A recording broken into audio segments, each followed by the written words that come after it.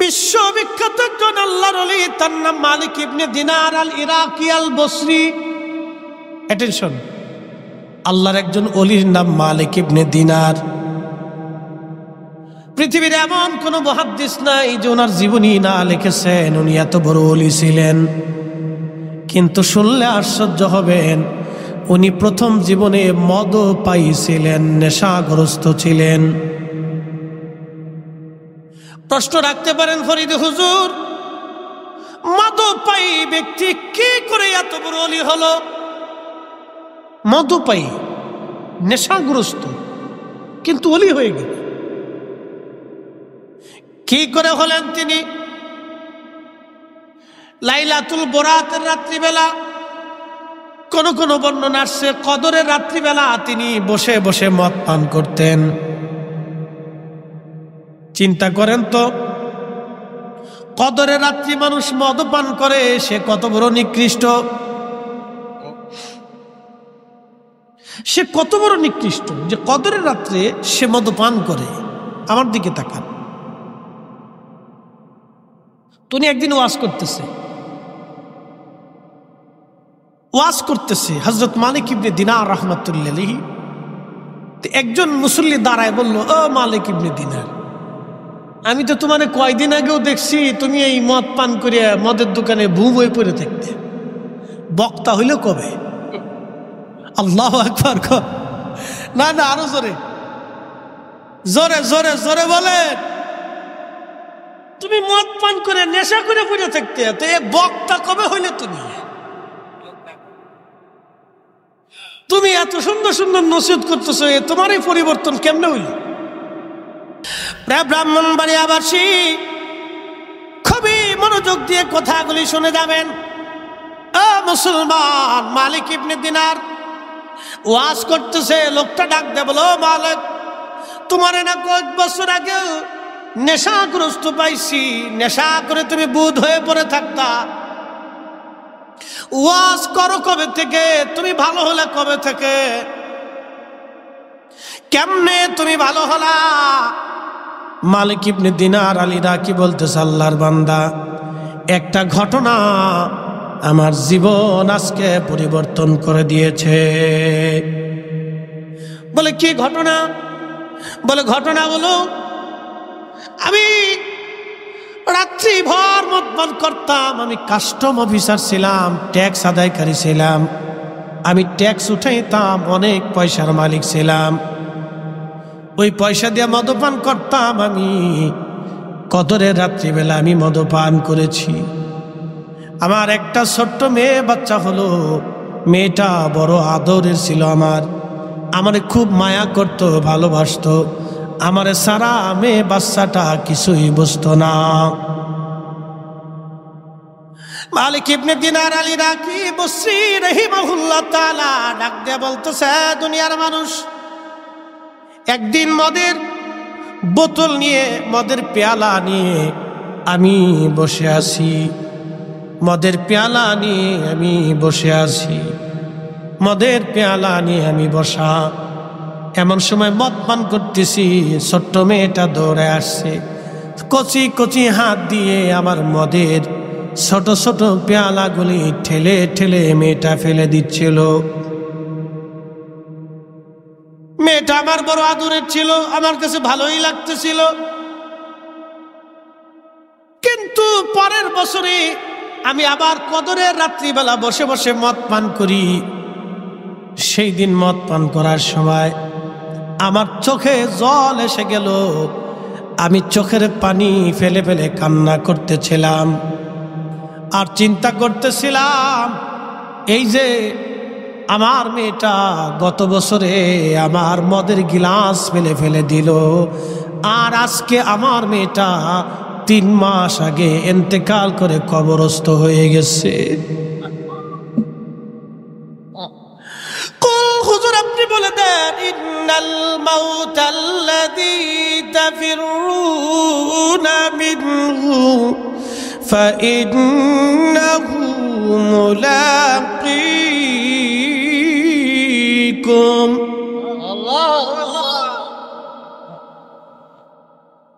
আল্লাহ আল্লাহর কোরআন বলতেছে, হুজুর আপনি বলে দেন আপনি বলে দেন, মরণ থেকে তুমি যতই পালাও মরণ তোমার সঙ্গে মোলাকাত করবে, মরণ থেকে পালানোর কোনো রাস্তা নাই। একদিন মাটির ভিতরে হবে ঘরে, মন আমার কেন বান্ধ দালান ঘর। প্রিয় উপস্থিতি, খুবই মনোযোগ দিয়ে শুনিয়া যান। হযরতে মালিক ইবনে দিনার বলতেছে, আল্লাহর বান্দা আমার মেয়েটা 3 মাস আগে মারা গেল। আজকে আমি কদরের রাত্রিবেলা বসে বসে মদ পান করি, কিন্তু মেয়েটা আজ আমার পাশে নাই। আমার তখন খুবই খারাপ লাগতেছিল, আমি চোখের পানি ফেলে ফেলে কান্না করতেছিলাম। এমন সময় আমার ঘুম এসে গেল, আমি ঘুমায় পড়লাম। ঘুমিয়ে স্বপ্নের করে দেখি কিয়ামত কায়েম হয়ে গেছে। একসাথে বলবেন কি আল্লাহু আকবার। কি কায়েম হয়েছে? কিয়ামত হবে কিনা? হবে। কিয়ামত কায়েম হয়ে গেছে। সেই দিন কিয়ামত কায়েম হয়ে গেছে। তো কিয়ামত কায়েম হয়ে যাওয়ার পরে আমি দেখলাম বিরাট বড় প্রান্তর মাঠ। এই মাঠের এক পাশে শুধু আগুন আর আগুন। কোটি কোটি মানুষ কিয়ামতের মাঠে নফসি নফসি ইয়া নফসি বলে, হায় নফসি বলে বলে ময়দানে হাসরে দৌড়াদৌড়ি করে, নিজের জন্য আফসোস করে করে কিয়ামতের মাঠে তারা দৌড়ায়। বড় কঠিন বিরাট বড় মাঠ। তেলিয়া নগরবাসী, এই মাঠটা বাংলাদেশের ফুটবল খেলার মাঠের সমান হবে না, অথবা একটা বাংলাদেশের সমান হবে না, অথবা একটা ভারতের সমান হবে না, অথবা একটা পাকিস্তানের সমান হবে না, অথবা একটা মহাদেশের সমান হবে না, অথবা একটা পৃথিবীর সমান হবে না। এই কিয়ামতের মাঠ কত বড় হবে তার একটা বর্ণনা দিয়ে যায়। আদম আলাইহিস সালাম থেকে কিয়ামত পর্যন্ত যত মানব জাতি, সব মানব জাতি সেই দিন হাসরের মাঠে দাঁড়াবে। তাহলে মাঠ কত বড়? একসাথে বলবেন আল্লাহু আকবার। মালিক ইবনে দিনার বলতেছে, দুনিয়ার মানুষ, কঠিন মাঠ কায়েম হয়ে গেল। এমন সময় দেখি একটা বিরাট বড় সাপ আমার দাবড়াইতেছে। আল্লাহু আকবার। একটা মস্ত বড় সাপ আমার দাবড়ায়। সাপের কপালে তিলক আছে, চোখের মধ্যে তিলক আছে। মস্ত বড় সাপ আমার দাবড়াইতে লাগছে। ভয়ঙ্কর সাপ দেখে আমি দৌড়াইতেছি দৌড়াইতেছি দৌড়াইতেছি। মস্ত বড় সাপ দেখে আমি দৌড়াই। সাপটা আমার পিছু পিছু দৌড়ায়। কিছু দূর যাওয়ার পরে দেখলাম একজন বৃদ্ধ লোক বসে আছে। এই বৃদ্ধ লোকের পোশাক সুন্দর, কিন্তু বুড়া। আমি তারে ডাক দেখলাম, আল্লাহর বান্দা, বিরাট বড় সাপ আমার দাবড়ায়, তুমি আমার সাহায্য করো, সাপ থেকে আমারে বাঁচাও। আল্লাহর বান্দা ডাক দেখায়, মালিক ইবনে দিনার, আমি বিরাট বড় দুর্বল বৃদ্ধ মানুষ, তোমার সাহায্য করার মতো শক্তি আমার নাই, তুমি অন্য কোথাও যাও। মালিক ইবনে দিনার বললেন, আরো দৌড়াচ্ছি, সাপ আমার পিছু পিছু দৌড়ায়। আমি পাগল পারা হয়ে গেলাম। সাপ থেকে আমি কিভাবে পালাবো, লুকাবো? আমি যেখানেই যাই সাপ আমার পিছু পিছু আমার দাবড়ায়। দেখতেছি মেশরের মাঠের এক কোনায় শুধু আগুন আর আগুন, কিন্তু আর এক পাশে লক্ষ্য করে দেখলাম সুন্দর বিরাট বড় প্রাসাদ, মনোরম বিরাট সুন্দর আলিশান প্রাসাদ। এই প্রাসাদের মধ্যে ছোট ছোট বাচ্চারা খেলাধুলা করে, দৌড়াদৌড়ি করে। আমি চিন্তা করলাম, আমার আশ্রয়ের জন্য এই প্রাসাদ ছাড়া আর কোথাও জায়গা নাই। আমি দৌড়াইয়া দৌড়াইয়া প্রাসাদের দিকে যাইতেছি। ওই প্রাসাদের যিনি দারোয়ান ছিলেন, আল্লাহর ফেরেশতা, তিনি ডাক দিয়ে বলতেছে, হে প্রাসাদের বাচ্চারা, একজন ব্যক্তি প্রাসাদের দিকে দৌড়ে আসতেছে, তার কোনো আমানত, তার কোনো আমানত বুঝি প্রাসাদের মধ্যে আছে, তোমরা তাড়াতাড়ি বের হও। তার পিছে পিছে বিরাট বড় সাপ তার দাবড়ায়, তারে সাহায্য করার জন্য তোমরা প্রাসাদ থেকে বের হও। এই কথা বলে ফেরেশতা প্রাসাদের দরজা খুলে দিল। আমি দৌড়াইয়া প্রাসাদের ভিতরে চলে গেলাম। আমি দেখি প্রাসাদ থেকে হাজার হাজার ছোট ছোট বাচ্চারা দৌড়ায় আসতেছে। এর ভিতরে দেখলাম আমার সেই ছোট্ট মেয়েটা। চিৎকার মেরে জোরে বলেন আল্লাহু আকবার। আমার সেই ছোট্ট মেয়েটা দৌড়ায় দৌড়ায় আসতেছে। সুবহানাল্লাহ। আমার এই ছোট্ট মেয়েটি দৌড়াইয়া দৌড়ে আসি আমার কোলের মতো বসে গেল। সর্পটাকে ধরতে গেল, সর্প পালিয়ে চলে গেল। ওই সুন্দর জান্নাতের প্রাসাদের ভিতরে আমি বসলাম। আমার মেয়েটা আমার কোলের মধ্যে বসলো। ছোট্টকালে মেয়েটা যেমন আমার দাড়ি ধরে টানতো, আমার বুতাম ধরে টানতো, আমার সাথে খেলা করত, দৌড়াদৌড়ি করত। মালিক ইবনে দিনার ডাক দেয় বলে, দুনিয়ার মানুষ ওই হাসরের ময়দানে প্রাসাদের ভিতরে জান্নাতি পরিবেশে মেয়েটা আমার কোলের মধ্যে বসে গেছে। সুবহানাল্লাহ। কোলের মধ্যে বসিয়া আমার দাদির মধ্যে আঙ্গুল দিয়ে কয়, আব্বু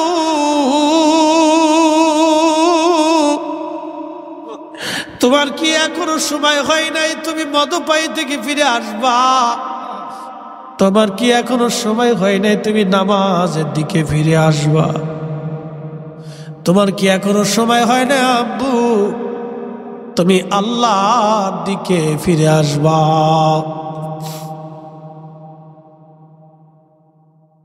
সেই দিন মেয়েটা আমার দাড়ি ধরে ধরে ডাকার আব্বা জান তোমার কি এখনো সময় হয় নাই তুমি নামাজে আসবা? তোমার কি এখনো সময় হয় নাই তুমি জিকির আসবা? তোমার কি এখনো সময় হয় নাই তুমি আল্লাহর দিকে ফিরে আসবা? আব্বা জান আর কত দেরি? কেন গো তুমি এখনো নেশার ঘরে আবদ্ধ? কেন তুমি এখনো পাপের ঘরে আবদ্ধ হয়ে আছো? আমি সেই দিন মেয়েটাকে ডাক দিয়ে বললাম, মারে কঠিন হাসরের মাঠ কায়েম হয়ে গেছে। একটা মস্ত বড় সাপ আমার পিছু পিছু দৌড়া। মারে ওই সাপটা কি আমারে বলবা নি গো মা? মেয়েটা ডাক ডাক, আব্বা জান ওই সাপটা হলো আপনার জীবনের বদ আমল। আপনি জীবনে যত অন্যায় আমল করছেন, আমলে সালে করেন নাই, নেক আমল আপনি করেন নাই, খারাপ আমল করছেন, এই সাপটা হলো আপনার খারাপ আমল আব্বাজান। এই জন্য কোরআন বলতেছে, লিয়া বলুয়াকুম, আমি আল্লাহ তোমারে পরীক্ষা করব, আহাসান ও আমালা, কে ভালো আমল করো আমি আল্লাহ সেটা দেখব। কি কথা কর না কেন? যদু মাহফিলের নাম সুন্নি সম্মেলন, মাহফিলের নাম ঈদে মিলাদুন নবী মাহফিল, মাহফিলের নাম তাফসীরুল কোরআন মাহফিল, মাহফিলের নাম ইসলামী মহাসম্মেলন, মাহফিলের ব্যানারে লেখা আছে হালকায়ে জিকির, মাহফিলের মতো লেখা আছে ইসলামী জলসা, মাহফিলের মতো লেখা আছে সালানা জলসা, ইসলাহী সম্মেলন। যত নামেই হোক সব মাহফিলে কিন্তু কোরআন ও সুন্নাহর কথা হয়, আল্লাহর জিকির হয়। কথা কোন ঠিক কিনা? সব মাহফিলে জিকির কার? আল্লাহ। জোরে বলেন। সব মাহফিলে জিকির কার? আল্লাহর। নাম যেটা হোক কাজ আল্লাহর, নাম যেটা হোক কাজ আল্লাহর। সুবহানাল্লাহ। নাম যেটাই হোক কাজ কার? আল্লাহ তার রসুলের কাজ। কাজ একটাই, ঘুরে ফিরে সবার কাজই কিন্তু একটাই, মানুষকে আল্লাহর দিকে ডাকা। কি কথা কোন ঠিক কিনা? কার দিকে ডাকা? আল্লাহর দিকে ডাকা। সবার কাজে আল্লাহর দিকে ডাকা। মেয়েটা ডাক ডাকা, বাজার এখনো কি সময় হয় নাই তুমি নামাজে ফিরে আসবা? আব্বারে ওই সাপটা হলো আপনার জীবনের বদ আমল, গুনাহ আমল, গুনাহ। আজকে আল্লাহ সর্বে আকৃতি বানাইয়া হাসরের মাঠে আপনার শাস্তি দেওয়ার জন্য আপনার পিছনে লেলাই দিছে। মালিক ইবনে দিনার ডাক দেখা মারে, ওই যে আম্মা হাসরের ময়দানের পাশে একটা বৃদ্ধ লোকরে দেখলাম সুন্দর পোশাক পরারে মা, ওই বৃদ্ধ লোকটাকে মেয়েটা ডাক দেখা আব্বা জান, ওই বৃদ্ধ লোকটা হলো আপনার নেক আমল। আপনি নেক আমলটারে বুড়া বানায় রাখছেন, নামাজে যান না, রোজায় যান না, জিকিরে বসেন না, মাহফিলে আসেন না, আল্লাহর পথে দান সদকা করেন না আব্বা জান, মদপায়ী হন, খারাপ কাজ করেন, অন্যায় কাজ করেন, এইগুলি হলো আপনার বদ আমল। আপনি নেক আমলটারে দুর্বল করে রাখার কারণে বাবাজি, আব্বা গো, ওই নেক আমলটাকে আল্লাহ বৃদ্ধ মানে হাসরের মাঠে বসায় রাখছে। আপনি ওই নেক আমলের কাছে সাহায্যের জন্য গিয়েছিলেন, কিন্তু নেক আমলটাকে দুর্বল করে রাখার জন্য কিয়ামতের ময়দানে নেক আমল কাজে লাগে নাই। আব্বাজান এখনো কি সময় হয়নি আপনি আল্লাহর পথে ফিরে আসবেন? আব্বাজান আল্লাহর দিকে আসেন, আল্লাহর দিকে আসেন। আল্লাহর কোরআন বলতেছে, ইয়া আইয়ুহান নাবিয়্যু ইন্না আরসালনাকা শাহিদ। আল্লাহ, হ্যাঁ নবী, আমার হাবিব, আমি আল্লাহ আপনাকে পাঠাইলাম দুনিয়াতে, আপনি দুনিয়ার সমগ্র জাতির জন্য আপনি সাক্ষী। শাহিদাও ওয়া মুবাশশিরাও ওয়া নাযীরা, 2 নম্বর আপনি ভীতি প্রদর্শনকারী। মোল্লা সাহেব উপরে আসেন, না উপরে আসেন, উপরে আসেন, মাসুদ ভাই মোল্লা সাহেবের চেয়ার একটু দৃশ্যে পড়েন, আল্লাহুম্মা সাল্লি আলা সাইয়্যিদিনা মাওলানা মুহাম্মদ। হ্যাঁ, জবান খুলে, আলা আলি সাইয়্যিদিনা মাওলানা। কষ্ট হচ্ছে আপনাদের? বুঝতে কোনো অসুবিধা নাই তো? তাহলে আমাদের জীবনে কাজ কি? ভালো আমল। জোরে বলেন, কি কাজ? জোরে বলেন। জিন্দেগি তোর যায় রে ফাঁকি দিয়া রে সোনার আদম, জিন্দেগি তোর যায় ফাঁকি দিয়া, ও আদম রে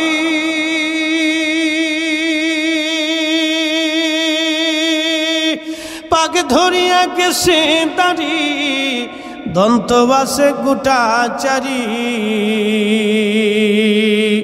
সমন জারি গিয়াছে করিয়ারে সোনার আদম, জিন্দেগি তো যায় ফাঁকি দিয়া। খুব মনোযোগ দিন। হাজরাতে মালিক ইবনে দিনার আলী রাখি ডাকতে বলে, মা, কিন্তু বিষয় বুঝলাম না, এই প্রাসাদে কারা? আল্লাহু আকবার। বলে, মারে এই প্রাসাদে কারা? বলে, আব্বাজান, ছোট্টকালে যে সন্তানরা বাবা মার কোল খালি করে চলে আসে, এই প্রাসাদে আল্লাহ তাদেরকে জায়গা করে দেয়। অনেকের বাচ্চা মারা যায় না ছোটকালে? বাচ্চা মারা যায়। বাচ্চা মারা গেলে কখনো সাবধান, এই যে আপনারা হই হুল্লা করে মায়েরা ধৈর্যহারা হয়, জানি এটি স্থির থাকা বড় কষ্ট। আল্লাহ রসুল বললেন, কারো বাচ্চা যদি মারা যায়, তাহলে তুমি যদি ধৈর্য ধরতে পারো আর বলো, আল্লাহ তুমি সন্তান দিয়েছিলে আবার নিয়ে গেছো, তাহলে কিয়ামতের ময়দানে ওই সন্তানটা আল্লাহ ওই বান্দার জন্য নাজাতের জরিয়া বানায় দিবে। ওই সন্তান বাবা মারে নিয়ে জান্নাতে চলে যাবে। আল্লাহু আকবার। হাজিরিন, তেলিয়ানগরবাসী, ব্রাহ্মণবাড়িয়াবাসী, মেয়েটা ডাকতে বলতেছে, আব্বাজান, এই প্রাসাদের ভিতরে ছোট ছোট বাচ্চারা মায়ের কোল খালি করে যারা ফিরে আসছিল আল্লাহর দরবারে, আল্লাহ তাদেরকে জান্নাতের প্রাসাদের মধ্যে রাখছে। তারা এখানে খাওয়া দাওয়া খেলাধুলা করে আনন্দ ফুর্তি করে। বলে মা তোমারেও কি আল্লাহ এখানে রাখছে? বলে হ্যাঁ আব্বাজান, আমার এখানে আল্লাহ রাখছে। তবে আব্বাজান, আমি আপনার সেই কন্যা সন্তান, আজকে কঠিন বিপদের দিনে আপনি আমার কাছে আসছিলেন, যার কারণে আমি আপনার আজকে ওই কঠিন বিপদ থেকে সাহায্য করতে পারলাম। আব্বা গো, এখনো সময় আছে, আপনি আল্লাহর দিকে ফিরে আসেন। এখনো সময় আছে, আপনি আল্লাহর দিকে ফিরে আসেন আব্বাজান। মালিক ইবনে দিনারের ঘুম ভেঙে গেল। ঘুম ভেঙে যাওয়ার পরে তিনি অজু গোসল করে তওবা করলেন আল্লাহর দরবারে, আল্লাহ আর জীবনে কোনোদিন অপরাধ করব না। মালিক ইবনে দিনার বলেন, ও আল্লাহর বান্দা, সেই দিন সকালবেলা থেকে ফজরের নামাজ থেকে শুরু করলাম, আমার কোটি কোটি টাকাগুলি আল্লাহর রাস্তায় দান করে দিলাম, দাসী বাদী সব আজাদ করে দিলাম, দুনিয়া থেকে জুদা হইয়া আমি আল্লাহকে খুশি করার জন্য রাস্তায় বের হয়ে গেলাম। আমি এত পরিমাণে পরিবর্তন হলাম, দুনিয়া বিরাগী হয়ে গেলাম। আজকে সবার সামনে ওয়াজ করি, সবারে নসিহত করে বুঝাই, আল্লাহ আমার পরিবর্তন করেছেন, হেদায়েত দিয়েছেন। এই জন্য হেদায়েত কার মাধ্যমে হবে, কে কোন সময় হবে, আমাদের কারো জানা নাই। কথা কোন ঠিক কিনা? এই জন্য নিন্দামন্দ, গালিগালাজ, কটূক্তি এগুলি আমাদের করা অনুচিত। আমাদের এখন আমরা যে পরিবেশে আছি সারা বাংলাদেশে, আমাদের সব আলেমদেরকে সহনশীল হতে হবে। আগের সব জিনিস ভুলে যেতে হবে। আগের সব কি করতে হবে, ভুলে যেতে হবে। আগে আমরা অনেক ভুল হয়েছে, আমারও হয়েছে। আমি নিজেও আগে কটূক্তি করতাম, ভিন্ন মতের যারা আছেন তাদেরকে কটাক্ষ করতাম। পরে দেখলাম যে না, এটা ঠিক না। আল্লাহ রসুল জীবনে কোনোদিন করেন নাই, আল্লাহ নবী করেন নাই, পৃথিবীর কোন উলামা, ফুদালা, ওলি, আউলিয়া, সুফিরা দিন কায়েম করছে। শাহজালাল ইবনে মুজাররিদি আসছে, যুদ্ধ করছে, কিন্তু কটুবাক্য ব্যবহার করে নাই। আল্লাহ রসুলকে কাফেররা কষ্টের পর কষ্ট দিয়েছে, কিন্তু নবীর জীবনে একটা কটূক্তি শব্দ কোনো কাফের সম্পর্কে করেন নাই। সাহাবীরা দেখেন, সাহাবীদেরকে মারছে, কাটছে, কত কষ্ট দিছে, তারপরে কোনো সাহাবী কোনো কাফেরকে গালি দেন নাই। এই জন্য কটূক্তি করে, খারাপ শব্দ ব্যবহার করে কোনো আলেমকে হেয় করা, এটা আমাদের জন্য অনুচিত। এটা আল্লাহ আমাদেরকে মাফ করুক, সকলে বলে না আমিন। এগুলো ভুল। এই ভুল থিম থেকে বের হইয়া আমরা এখন সারা বাংলাদেশে যে পরিস্থিতি আসছে, আমরা রাষ্ট্রের কাজে, দেশের জন্য সব দলের লোক, ওলামা ইকরাম যদি ঐক্যবদ্ধভাবে কাজ করে, তাহলে আমার দেশ সোনার দেশ হয়ে যাবে। কথা বলেন ঠিক কিনা? আমার দেশ কি হয়ে যাবে? সোনার দেশে পরিণত হয়ে যাবে। সব ঘরানার, সব মাসলাকের, সব পীরের দরবারের সব লোকের ঐক্যবদ্ধ হয়ে যেতে হবে। দেশের প্রয়োজনে আমরা এক এবং অভিন্ন থাকতে হবে। কেউ কাউরে কটাক্ষ না করি, মতের অমিল হতে পারে, সেটা শালীনতার মাধ্যমে, মহাব্বতের মাধ্যমে আমরা সেই বিষয়টাকে উপস্থাপন করতে পারি। কষ্ট না দিয়ে, কটাক্ষ না করে, শক্তি প্রয়োগ না করে আমরা মহাব্বতের মাধ্যমে কাজ করি। আল্লাহ আমাদের বিগত দিনের সব ভুল ত্রুটিকে মাফ করে দিন। বিগত দিনের সবকে আল্লাহ একবারে 5 পিছনের সবটাকে আল্লাহ আমাদেরকে ব্যানিশ করে, সব কথাগুলিকে একবারে দাফন করে, সামনের দিনের জন্য আমরা এক অভিন্ন হয়ে, একটা দেহ হয়ে আল্লাহ খেদমত করার তৌফিক দিক। সকলে বলে না আমিন। কষ্ট হইতেছে আপনাদের? প্রিয় উপস্থিতি, তো খুব মনোযোগ দেন। এই যে হেদায়েত কে কখন হবে, কোন সময় হবে, এটা আমাদের কারো জানা নাই। আল্লাহ কারে কোন সময় কবুল করবে সেটাও আমাদের জানা নাই। এই যে আপনাদের জীবনের কোন আমলটা কবুল হয়েছে জানেন? শেখ সাদি রহমতুল্লাহ, আমার দিকে তাকান এক মিনিট। শেখ সাদি, আল্লাহু আকবার। শেখ সাদি রহমতুল্লাহ আলাইহি কবিতা লিখতেছেন। কবিতা কি কবিতা দেখেন? বালাগাল উলা বিকামালিহি কাশাফাদ দুজা বিজামালিহি হাসুনাত জামিউ সালিহি। আর তিনি লিখতে পারেন না। 3 লাইন লিখলেন, 4th লাইন মিলাইতে পারে না। দেখেন জীবনের কোন আমল কবুল হবে আমরা কেউ জানি না। এই জন্য কোনোটাকে কটাক্ষ করবেন না। যারা আমাদের মিলাদুন্নবী পছন্দ করেন না, যারা করেন না, ধরেন থাকতে পারেন, সেটা আপনার ইচ্ছা, আমি আপনাকে ভর্ৎসনা করব না, কারণ ওই মত থেকে আমি ফিরে আসছে। আপনার গালিও দেবো না, আপনাকে খারাপও বলতেছি না। ধরেন আপনার ওই মতে আপনি আসেন, কিন্তু তার জন্য আপনি আমাকে গালি দিতে পারেন না, কটূক্তি করতে পারেন না। কেন পারেন না আমি বুঝাইতেছি। শেখ সাদী রহমাতুল্লাহ আলাইহি, শেখ সাদী রহমাতুল্লাহ আলাইহি 3 লাইন লিখলেন, 4th লাইন তিনি লিখতে পারে না।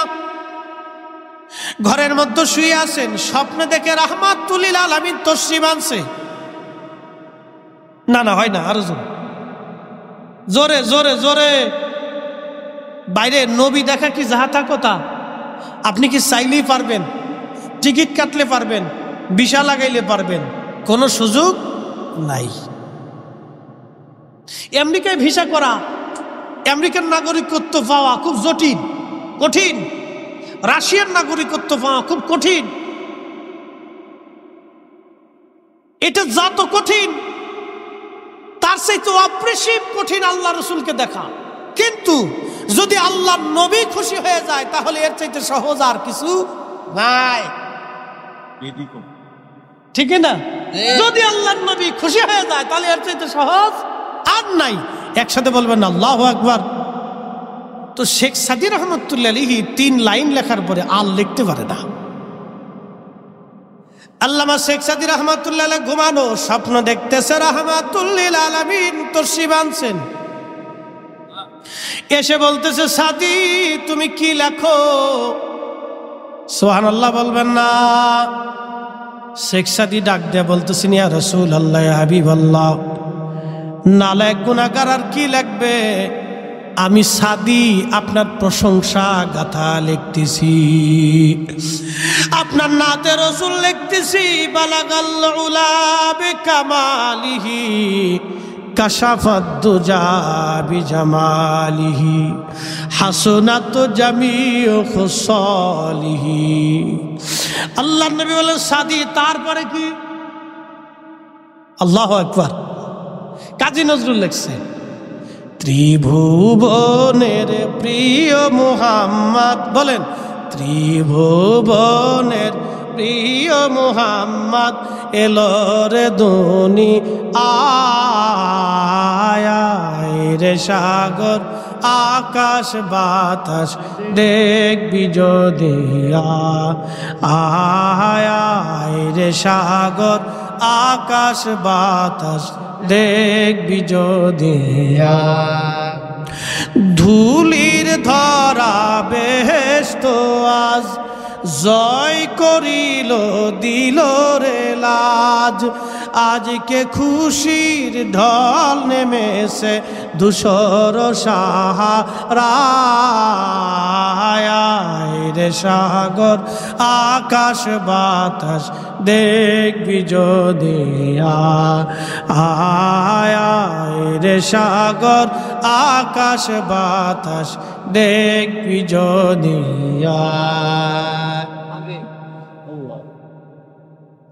এই যে মিল, সন্ধে সন্ধে মিল আছে না? তো শেখ সাদী রহমাতুল্লাহ আলাইহি 3 লাইন লাগছে, 4th লাইনের ছন্দ মিলাইতে পারেন। আল্লাহর নবী ডাক দিলেন, সাদী 4th লাইন কোথায়? বলি ইয়া রাসূলুল্লাহ, নালায়েক সাদী 4th লাইন মিলাইতে পারে না। আল্লাহর নবী ডাক দিয়ে বলেন, সাদী তুমি 4th লাইনে লেখো, সাল্লু আলাইহি ওয়া আলিহি। আল্লাহু আকবার। সাল্লু আলাইহি ওয়া আলিহি বালাগাল উলা বিকামালিহি কাশাফাদ দুজা বিজামালিহি হাসনাত জামিউ খুসালিহি সাল্লু আলাইহি ওয়া। কালেমা তাওহীদ আরশে লেখা, আল্লাহু আকবার। বামেত মুহাম্মদ আকা, কালেমা তাওহীদ আরশে লেখা। বামেত মুহাম্মদ বন্ধুর পাশে বন্ধু বসা, বন্ধুর পাশে বন্ধু বসা, কালে মাতে আসে প্রমাণ। বালাগাল উলা বিকামালিহি কাশাফাত তুজা বিজামালিহি হাসনাত জামিউ সালিহি সাল্লু আলাইহি ওয়া আলিহি। প্রিয় উপস্থিতি, খুবই মনোযোগ দিয়ে শুনিয়া যান। আল্লাহর নবী বলেন, সাদি তুমি চতুর্থ লাইন লেখো। এই তো বালাগাল উলাবি সারা পৃথিবীতে আজও মুসলমানের জবানে জবানে এই গজল উচ্চারিত হয়। আল্লাহর নবীর পছন্দের গজল। শেখ সাদি রহমাতুল্লাহ আলাইহি মারা গেলেন। অ্যাটেনশন, ওই যে আগে বলছি যে আপনি কোনোটাকে ছোট করে দেখার সুযোগ নাই। আপনি নবীর মিলাদ, দুরুদ, দুয়া, জিকির, আজগার, এই যে মাহফিল, এইগুলিকে ছোট করে দেখার সুযোগ নাই। তো বুঝাইতেছি কোনটা আল্লাহর রসুলের দরবারে কবুল হবে আমাদের জানা নাই। অনেকে টুপি মাথায় দিলে টান দিয়ে ছিঁড়ে খুলে ফেলে দিয়ে, গার বেটা তুই এই বয়সে টুপি মাথায় দিস কে? অনেক বন্ধুরা দুষ্টুমি করে। আবার নামাজে গেলে অনেকে কয় বিরাট বড় মুসল্লি হয়েছে। অনেকে বলে না এরকম, বিরাট বড় মুসল্লি হয়েছে। এইগুলি কটূক্তি করা যাবে না, কষ্ট দেওয়া যাবে না। কারণ বান্দার কোনটা আল্লাহর কাছে পছন্দ হবে আমাদের কারো জানা নাই। এই জন্য কোনো ব্যক্তি, কোনো গোষ্ঠী, কোনো মত সম্পর্কে থাকতে পারে, তাকে কটূক্তি করা যাবে না, গালি দেওয়া যাবে না, তার সম্পর্কে বাজে মন্তব্য করা যাবে না। সে একজনের প্রিয়, সে এক গোষ্ঠীর প্রিয়, এক লোকের প্রিয়। এই জন্য এগুলি থেকে আমাদেরকে বের হয়ে আসতে হবে। তো মনোযোগ দেন। শেখ সাদি রহমাতুল্লাহ আলাইহি ইন্তেকাল করছেন, মারা গেছেন। স্বপ্নে একজন আল্লাহর ওলি দেখতেছেন, সাদি আল্লাহ তোমার সাথে কেমন ব্যবহার করছে, বলো আল্লাহ কি তোমাকে মাফ করছে? শেখ সাদি রহমাতুল্লাহ আলাইহি ডাক দিয়ে বলতেছে, হ্যাঁ আল্লাহ আমারে মাফ করে দিছে। না না, হয় না, আরো জোরে বলে। আচ্ছা বলেন তো, আজকে আপনি রাস্তা দিয়ে যাচ্ছেন, হঠাৎ করে 10 কোটি টাকার একটা ব্যাগ আপনি পাইছেন, খুশি না? বিরাট খুশি হইল। চিন্তা করবে, বাপরে বাপ, এত টাকা কেমনে হইল? টাকা বাদ দিলাম। রাস্তা দিয়ে যাওয়ার সময়, মাঠের ভিতর দিয়ে যাওয়ার সময় আপনি এক জায়গাটা এক ব্যাগ ভর্তি স্বর্ণ পাইলেন। তা আপনার মতো খুশি আর কেউ নেই, বিরাট বড় খুশি। হাই হাই পাইছি। কিয়ামতের মাঠে কবরের ভিতরে আল্লাহ যদি বান্দারে বলে, বান্দারে তোরে মাফ করে দিলাম, এর চাইতে বড় খুশি আর পৃথিবীতে কেউ হতে পারে? আল্লাহ তোমাকে মাফ করে দিলাম, আল্লাহ যদি বলে তোমার মাফ করে দিলাম, বান্দা বিরাট বড় খুশি। আল্লাহর ওলি শেখ সাদি রহমাতুল্লাহ আলাইহি বলতেছেন, আল্লাহ আমারে মাফ করে দিয়েছেন। তখন আল্লাহর ওলি জিজ্ঞেস করলেন, সাদি কি কারণ আল্লাহ তোমার মাফ করছে বলবানি? শেখ সাদি রহমাতুল্লাহ আলাইহি বললেন, আল্লাহর বান্দা, আমি আমার নবীজির শানে নাতে রসুল লিখছিলাম, বালাগাল উলা বিকামালিহি কাশাফাত তুজা বিজামালিহি হাসনাত জামিউ খুসালিহি সাল্লু আলাইহি ওয়া আলিহি। এই নাতে রসুল লেখার পরে নবীজি খুশি। আমি রওজা শরীফের পাশে দাঁড়াইয়া নাতে রসুল গাইছিলাম। আল্লাহ নবী খুশি হয়েছিলেন। আমার ইন্তিকালের পরে আল্লাহ ডাক দিলেন, সাদি তোমার জীবনের কোন আমল আমি আল্লাহর কাছে মনোনীত হয় নাই, কিন্তু আমার নবীর শানে তুমি নাতে রসুল লিখছিলা। আমার রসুল তোমার নাতে খুশি হয়েছিল, সেই কারণে আমি আল্লাহ তোমারে মাফ করে দিলাম। না না, একসাথে জোরে বলেন আল্লাহু আকবার। তুমি মোদের আশার আলো, তাই তো তোমায় বাসি ভালো বলেন। তুমি মোদের আশার আলো, তাই তো তোমায় বাসি ভালো। হৃদয় নামের ফুলদানিতে হৃদয় নামের ফুলদানিতে গেথে রেখেছি প্রেমের মালা ইয়া রাসূলুল্লাহ ইয়া হাবিবাল্লাহ ইয়া রাসূলুল্লাহ ইয়া হাবিবাল্লাহ ইয়া রাসূলুল্লাহ আল্লাহুম্মা সাল্লি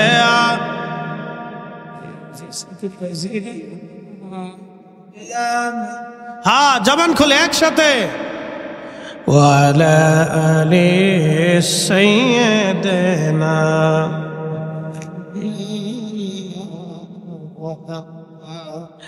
তেলিয়ানগরবাসী এই জন্য আমাদের ক্ষমার দরকার ক্ষমা ক্ষমা ক্ষমা কিসের দরকার কে ক্ষমা করবে আল্লাহ আল্লাহ তাহলে ক্ষমা করতে হলে ক্ষমা পাইতে হলে আপনাকে ক্ষমা চাইতে হবে ক্ষমা পাইতে হলে আপনাকে ক্ষমা চাইতে হবে এই জন্য অধিক পরিমাণে ইস্তেগফার করা মাপ চাওয়া আল্লাহ ভুল হয়ে গেছে আল্লাহ ভুল হয়ে গেছে আল্লাহ অন্যায় করে ফেলছি আল্লাহ আপনি মাফ করে দেন আপনি যখন কাতর হয়ে যাবেন বিনয়ী বেশে মাথা নত করে রবের দরবারে মিনতির স্বরে আপনি আল্লাহর কাছে বলবেন তখনই আল্লাহ আপনার ডাক শুনে ফেলবে তখনই আল্লাহ ডাক শুনবে এই জন্য আমাদের উচিত হলো আল্লাহর দরবারে বেশি বেশি ক্ষমা চাওয়া আমাদের ত্রুটি বিচ্যুতি সবার আছে ভুল ছাড়া নবীরা ব্যতীত কোনো মানুষ নেই ওলিরা হলো মাহফুজ আর নবীদেরকে আল্লাহ মাসুম বানাইছেন আর আমরা গুনাহ মার্কা চলতে ফিরতে খাইতে নাইতে সব কাজে আমাদের গুনাহ হয়ে যায় ভুল হয়ে যায় তো ক্ষমা চাইতে হবে কার কাছে আল্লাহর কাছে এই জন্য কঠিন কিয়ামতের মাঠ আমাদের সামনে আসন্ন বেশি দিন নাই মৃত্যু হওয়ার পরেই মেহশরের মাঠে আমাদেরকে দাঁড়াইতে হবে তো এই কঠিন মাঠ থেকে যদি নবীর কদমের সুপারিশ আপনাকে পেতে হয় তাহলে দুনিয়া থেকে আপনাকে নবীর গোলামি করে যাওয়াটাই জরুরি কথা বলেন ঠিক কিনা এই কথাটা মাথায় রাখতে হবে হৃদয়ে বদ্ধ করে রাখতে হবে এই জন্য চিন্তা করতে হবে দুনিয়াতে আমাকে নরমভাবে চলতে হবে গরম হয়ে না পৃথিবীতে যারা গরম ভাবে চলে তারা বেশি দিন টিকে না নরম হয়ে চলতে হবে কতক্ষণ ঠিক কিনা দুনিয়াতে যারা গরম হয়ে চলে বেশি দিন তারা টিকে না নরম হয়ে চলাটাই বুদ্ধিমানের কাজ আমরা দুনিয়ার সম্পদ ক্ষমতার জন্য পাগল পারা হয়ে যায় কিন্তু আমরা রকাবির যারা ছিলেন বুজুর্গ তারা দুনিয়ার মোহে থাকতেন না তারা আল্লাহকে খুশি করার জন্য থাকতেন আখিরাতের নাজাতের জন্য তারা পথ চলতেন তো এই জন্য আমাদের এইগুলি করতে হবে তে মাহফিল চলমান থাকবে সবাই বলে না মারহাবা মাহফিলটা কি থাকবে চলমান থাকবে এই মাহফিল চলতে হবে যে নামে হোক আপনারা ঈদে মিলাদুন্নবী করেন আর সোহাদায়ে কারবালা মাহফিল করেন সুন্নি সম্মেলন করেন আপনারা যে নামেই হোক কাজ কিন্তু একজনের সেই কাজ কার একসাথে বলতে হবে সেই কাজ কার আল্লাহর আজকে যত সময় কথা বলছি আমি সব সময় বলছি আপনারা আল্লাহর দিকে আমরা সবাই আল্লাহর দিকে ফিরতে হবে আল্লাহ রসুলের গোলামীর দিকে ফিরতে হবে আমাদের সবার কাজ ওটা পৃথিবীতে নরমভাবে চলাটাই বুদ্ধিমানের কাজ গরম যারা থাকে তারা বেশি দিন টিকে না এটা লাস্টিং করে না এই জন্য নরমভাবে মাটিও নরম মাটির মতো হয়ে চলতে হবে আল্লাহর নবী বললেন তোমার যদি রাগ আসে তুমি দাঁড়ায় রইছো বসে যাও যদি তাও রাগ না মিটে তাহলে মাটির মধ্যে শুয়ে পড়ো মাটির সাথে শরীর আপনার যখন মিশে যাবে তখন অটোমেটিক রাগ মাটি চুষে নিয়ে যায় মিশে যায় রাগ এই জন্য এগুলিকে কন্ট্রোল করতে হবে মাটির মতো হয়ে যেতে হবে মাটির মতো আল্লাহ আমাদেরকে 4টা জিনিস দিয়ে বানাইছে আগুন পানি মাটি বাতাস আর জিনদেরকে আল্লাহ শুধু বানাইছে আগুন দিয়ে আমাদেরকে বানাইছে আল্লাহ 4টা জিনিস দিয়ে আগুন পানি মাটি বাতাস হুজুর গাউসে পাক রাহিমাহুল্লাহ সিররুল আসরারের মধ্যে লিখছেন আব আতশ খাক বাত আব আতশ খাক বাত আগুন পানি মাটি বাতাস 4 রঙের মশলা দিয়া যে কইরাছে তোর গঠন 4 রঙের মশলা দিয়া আগুন পানি মাটি বাতাস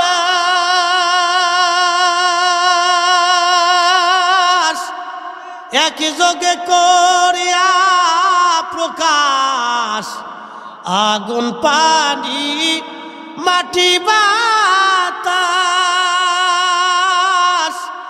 একই যোগে করিয়া প্রকাশ ওরে দেখিলি না তুই কইরা তালাশ কোন জায়গা সে মহাজন চার রঙের মশলা দিয়া যে কইরাছে তোর গঠন চার রঙের মশলা দিয়া